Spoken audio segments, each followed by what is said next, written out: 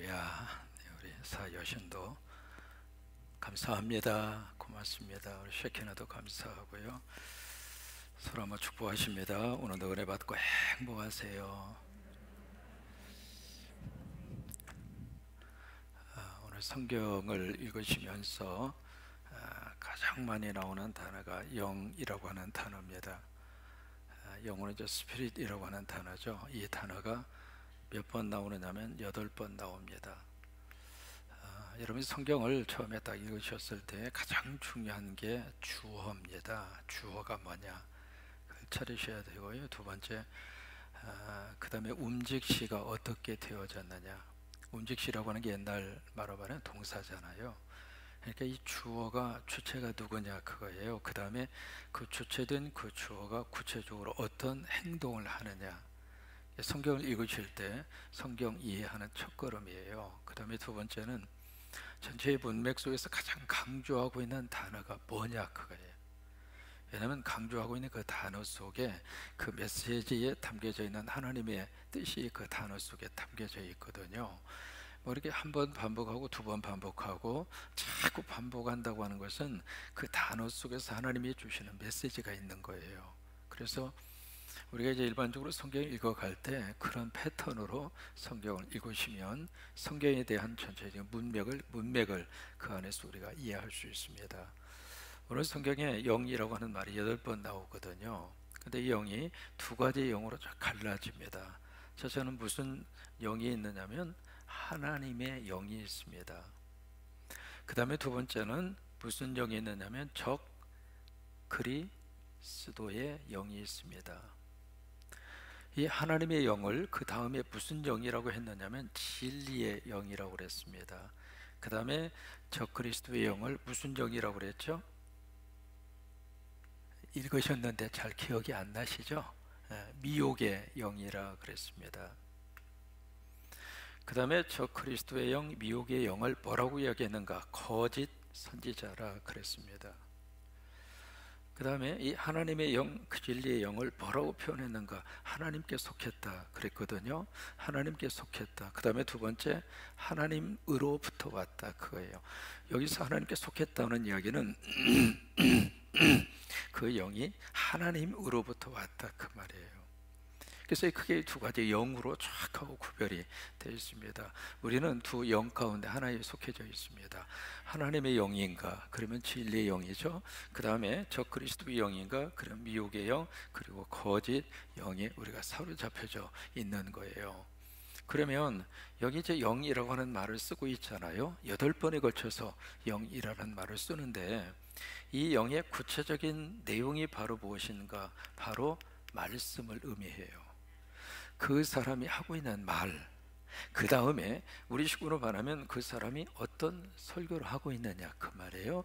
그 다음에 그 사람이 어떤 신학과 교리를 가지고 있느냐, 구체적으로 말하면 그 사람의 지금 가르침이 어떤 내용이냐 그거예요. 왜냐하면요, 사람은 모든 그 언어 속에 뭐가 담겨 있는가? 영이 담겨 있습니다. 그래서 노래를 부를 때에도 아무 노래나 들으면 안 됩니다. 그 노래 속에 영이 있습니다. 왜요? 그 가사 속에 가사를 통해서 전달되어지는 영이 있습니다. 그냥 문자가 아니거든요. 그냥 언어 자체가 아닙니다. 그냥 랭귀지로 끝나는 것이 아니라, 그래서 어느 세상이든지 어느 나라든지 그 나라의 컬처, 문화를 알기 위해서는 언어를 알아야 돼요. 그 언어를 통해서 문화가 담겨지거든요. 담겨지는데 가장 빨리 문화를 전파하는 매개체가 바로 뭐냐면 노래입니다.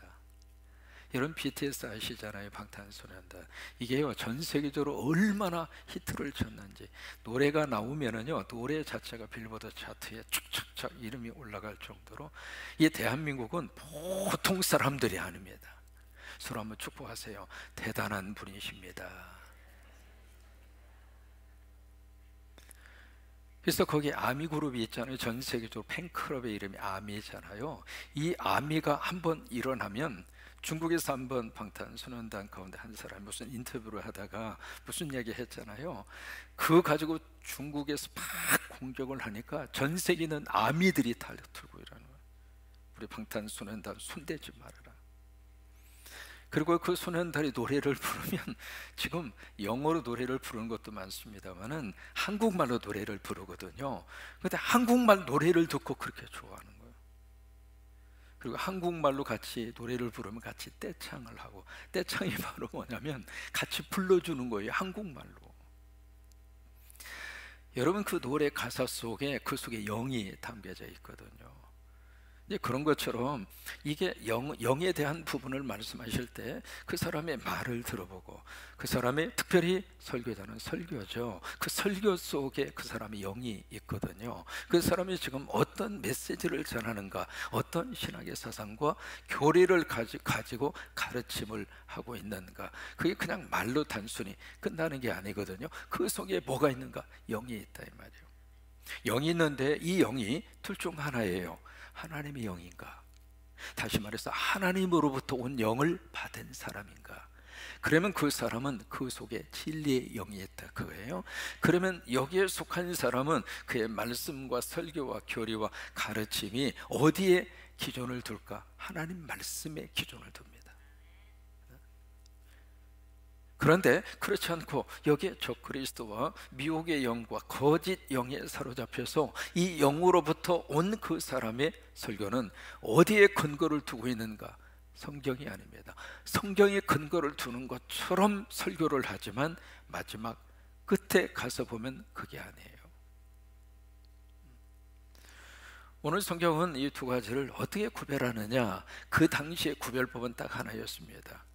예수 그리스도가, 예수님이 두 가지의 성품을 가지고 있잖아요. 첫째로 신성이 있고, 그 다음에 인성이 있잖아요.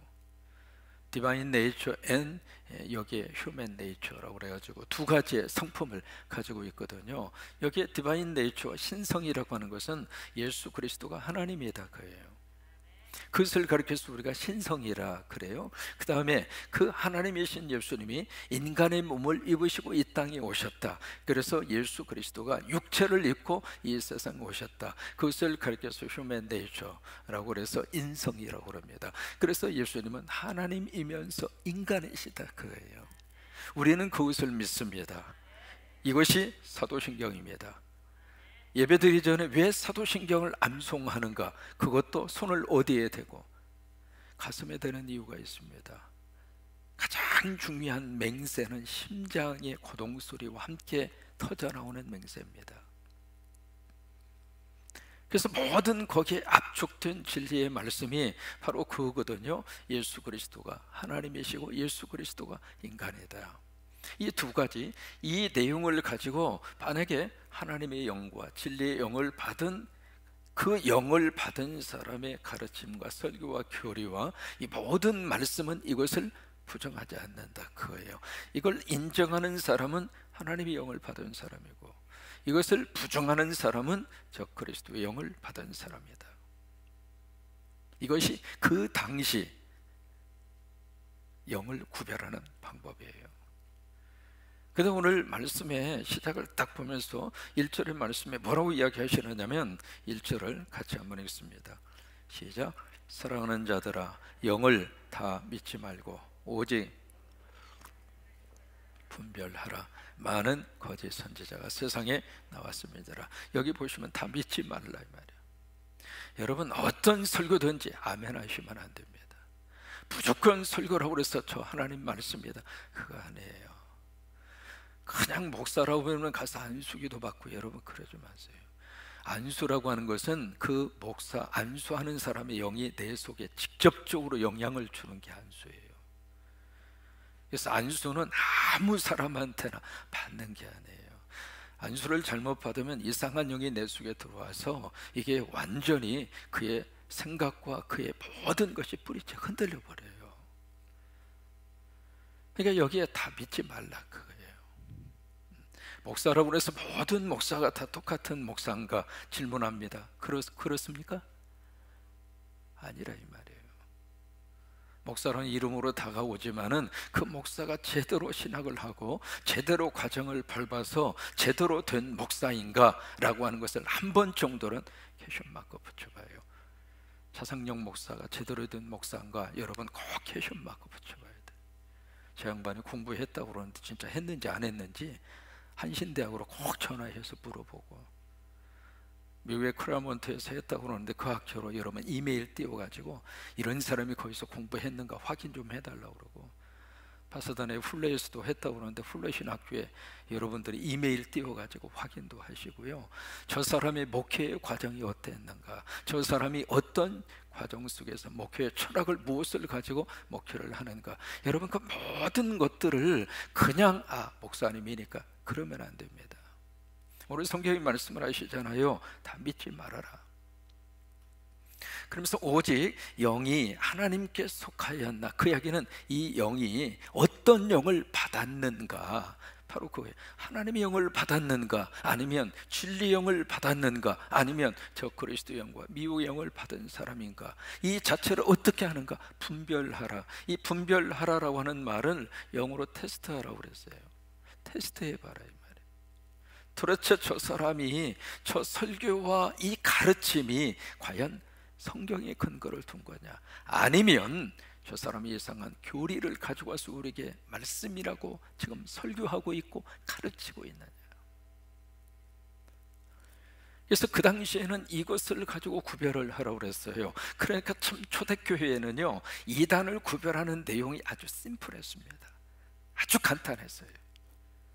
예수님이 하나님이시고 예수님이 사람의 몸을 입으시고 이 세상에 오신 분이다, 아멘 하면 이 영에 속한 사람이고요, 이것을 부정하는 사람은 적그리스도고 미혹의 영이고, 그렇다 이 말이에요. 그래서 구별하는 방법이 아주 간단했습니다. 근데 지금은 너무너무 복잡합니다. 왜냐하면 이 두 가지를 똑같이 인정을 하면서도 이상한 색깔을 칠하는 거예요. 특히 우리 한국 사회 속에 우리 한국 사람들의 IQ가 얼마나 뛰어납니까? 전 세계에서 IQ가 2등입니다. 평균 IQ 106. 유태인들의 IQ 평균 94. 한국 사람이 전 세계 IQ에서 두 번째로 머리가 그렇게 똑똑해요. 보통 똑똑한 게 아닙니다. 그러다 보니까 뭘 만들어내는 것도 기가 막히게 만들어냅니다. 만들어내는데 만들어내는 것도 다 세계적으로 히트를 칩니다. 지금 미국에서 어느 정도냐면요, 옛날 처음에 미국에 제가 딱 들어갔을 때 뭐 한국에서 전자제품 갖다 놓을 코너도 없었고 갖다 놓을 만한 전자제품도 없었고 아무것도 없었어요. 지금은요, 일본에서 꼼짝 못합니다. 비교가 안 돼요. 게임이 안 됩니다. 근데 이제 그런 면에 있어서 머리에 두각을 나타내기도 하는데, 이게 또 하나, 이단을 전 세계로 수출하는데 1등 국가입니다. 와, 세상에. WCC라고 하는 기관이 있어요. 전 세계 그 교회 협의회라고 하는, 거기서 뭐라고 이야기하는 줄 알아요? 도대체 코리안이 어떤 민족이길래 이렇게 전 세계 속에 이상한 이 이단들을 이렇게 많이 전 세계에 보급할 수 있느냐 말이에요.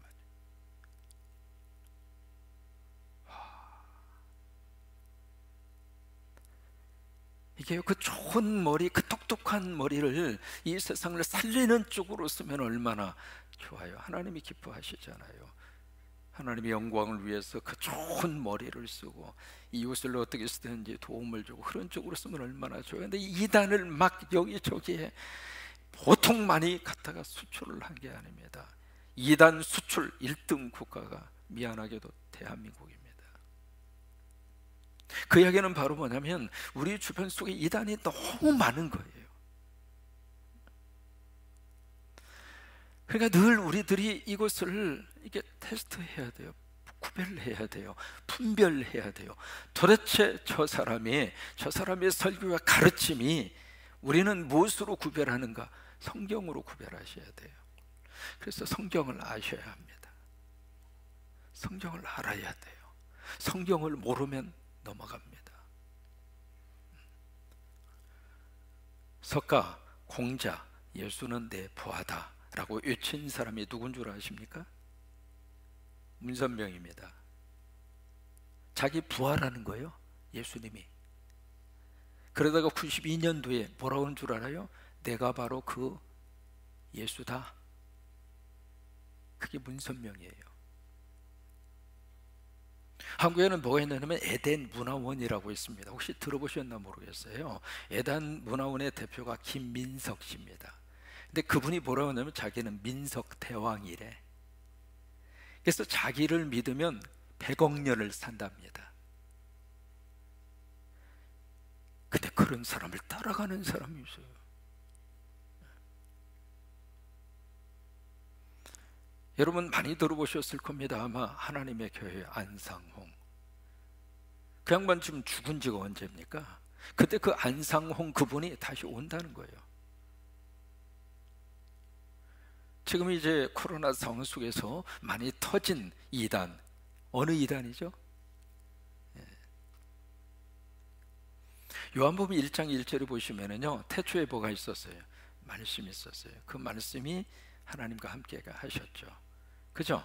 그게 요한복음 1장 1절입니다. 그러면 요한복음 1장 1절에 그 말씀이 14절에 가서 보시면 그 말씀이 육신이 되매 우리가 하나님의 영광을 보니, 그러면 그 말씀을 요한복음 1장 1절에서의 그 말씀이 곧 누구예요? 예수님이죠? 그죠? 요한복음 1장에서. 그런데 신천지에서는 어떻게 가르치는가? 그 말씀이 곧 하나님이라고 하는 거예요. 그러면 해석이 어떻게 되자면 하나님이 하나님이다 그 말이에요. 왜 그렇게 이상하게 해석을 해나가는가? 이유가 있습니다. 신천지에서는 예수님이 조금 저 비껴 계셔요.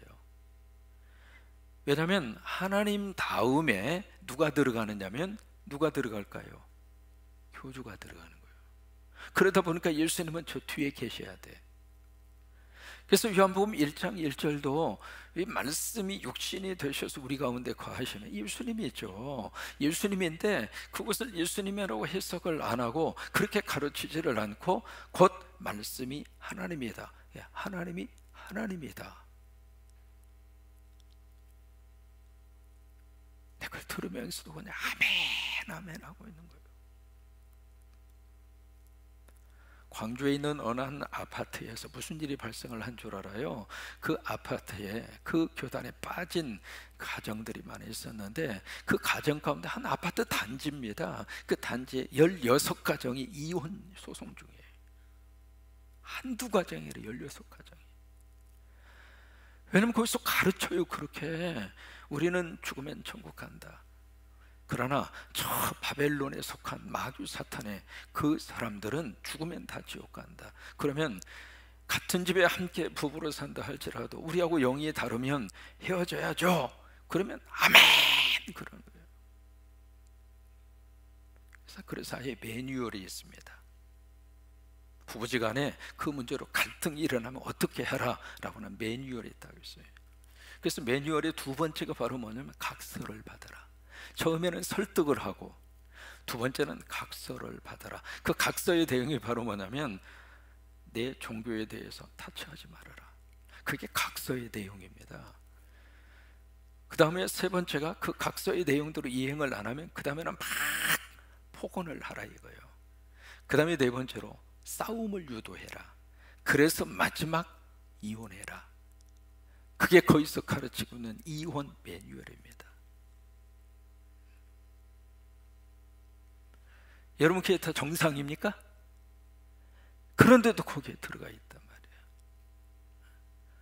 그러니까 이게 지금 어느 영에 속한 자의 설교인가, 어느 영에 속한 자의 가르침을 받고 있는가, 거기에 따라서 내가 나도 모르게 그쪽으로 행동을 따라서 가게 되어 있는 거예요. 여러분 예수님 안에서 다 영적인 분별력이 있어서 아무 말씀이나 그냥 덥석덥석 그럴 필요도 없고 그럴 이유도 없고. 사도행전 17장에 보시면은 베레아 사람들이 나와요. 베레아가 어디 있느냐면 마게도냐 고대 사회에 마게도냐 바로 위에가 데살로니가가 있고 바로 그 밑에 베레아가 있어요.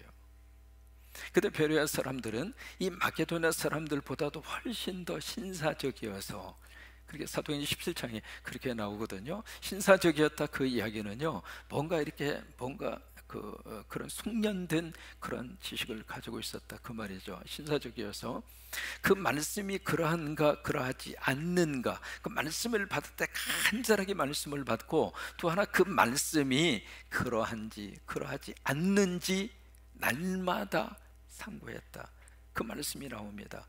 그러면 그때 나온 그 말씀이 바로 무슨 말씀이냐면 사도 바울의 설교입니다. 설교를 그들이 어떻게 들었는가? 집중적으로 들었어요. 그 다음에 두 번째, 그 설교가 성서적인가 날마다 테스트했다 이 말이에요. 사도 바울의 설교라 할지라도 그 설교가 성서적인 설교인가, 성경에서 벗어난 설교인가, 그걸 테스트했다 이 말이에요. 오늘 우리 성도들은 설교를 너무나 쉽게 생각합니다. 아무 설교라도 가서 그냥 은혜 받으면 된다고 생각합니다. 그러나 과연 그게 은혜일까?